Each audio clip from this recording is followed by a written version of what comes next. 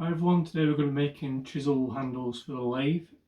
It's a very easy project to do to start off with if you just get into wood turning, and you can use these of course for when you're turning any other projects. You can buy Robert Sorby unhandled chisels. I'm sure there's other brands available. That's what I did. I think they were quite expensive. They were about £100 and you got 6 unhandled chisels.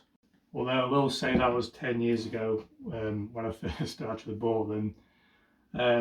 So yeah, probably a bit more expensive now.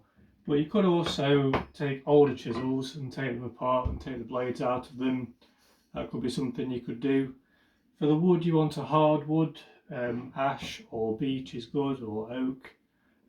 Just whatever's your preference. I went ahead with some spalted tamarind. It was a bit more expensive, but as you can see, you get a lovely effect with it. So yeah, let's get into the video. So we start here with our block, and it's a little bit longer than it's going to finish off because we need some space to chop it off. So we're turning between centres here. The RPM is about 1000. For now we're just getting it roughed out with the rough and gouge. So I'm dropping the calipers on at the widest point of the older chisel here. I'm estimating it's probably about an inch or an inch and a half wide. And then I'm just dropping the calipers on and checking every so often. Once we're at a stable point, we can turn the speed up a bit. I like to turn it to about 1200 once it's stable. So now we're going to cut the ferrule. I've got a bit of copper pipe here. I prefer the brass one, but I don't have any brass, so I just use copper. It's about 22mm, and I've cut it at about 15mm down. Yeah, at this point I've joined me, so I said hello to her. She was seeing what was up. And so yeah, once it's cut, it leaves a little bit of burr on the both sides of that, so that we need to take that off now.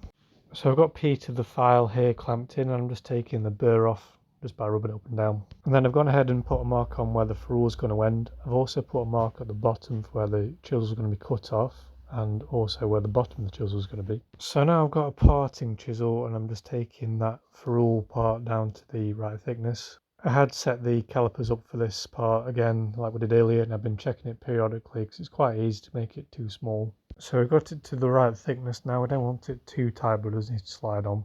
Just doing a bit of shaping now to the bottom of the chisel. We've got the two lines, so you can see the one on the left is where it's going to be cut off, and then the one on the right is where it's going to start to bend in on itself. So now we're sneaking up with the parting chisel onto the end mark, and also just a little bit of shaping towards the bottom of the chisel. We're not going to go all the way and cut it off. We're just going to leave it at this point for now. So now we're taking our spindle gouge and we're doing a bit of shaping to the handle. This is where proportions really matter. So I'm starting at sort of the top quarter or top third of the chisel, making my way down. So as you can see, I'm also leaving the bottom part slightly bulbous still.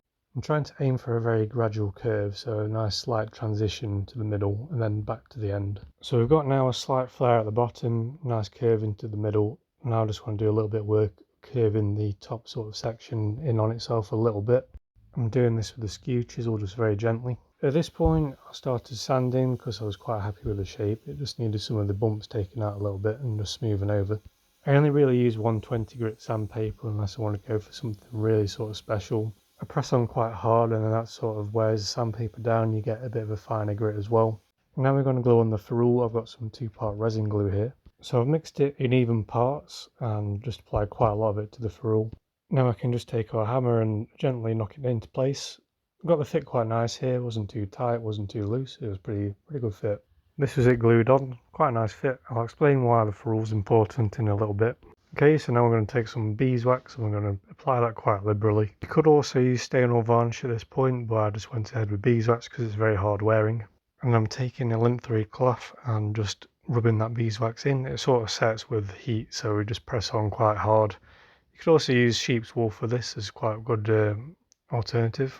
Now we're turning down the end part of the chisel. We're about to cut it off soon. So then this last bit, you can either just turn off and sort of risk it snapping off or something, or you can just take your saw and saw it off, which is why I prefer, just to be a little bit safe. And then that just leaves a little nib at the end that you just need to sand off. Just take a little bit of time. If you go with the direction of the grain, it should leave quite a nice little finish on the end. So now comes the hardest part, which is drilling the handle straight.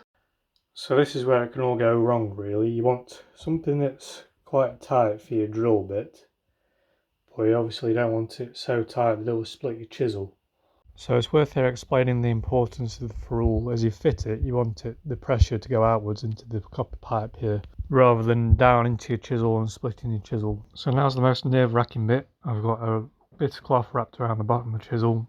We've applied a lot of that glue that we mixed earlier onto the actual chisel itself. Now we're sighting down the chisel, making sure it's straight. If it's not, we can put it back in the vise and make some slight adjustments to it. Okay, so this is the end result. We have a very nice, elegant chisel. Very nice gradual curve, very nice to handle. And yeah, so this should last for a long time.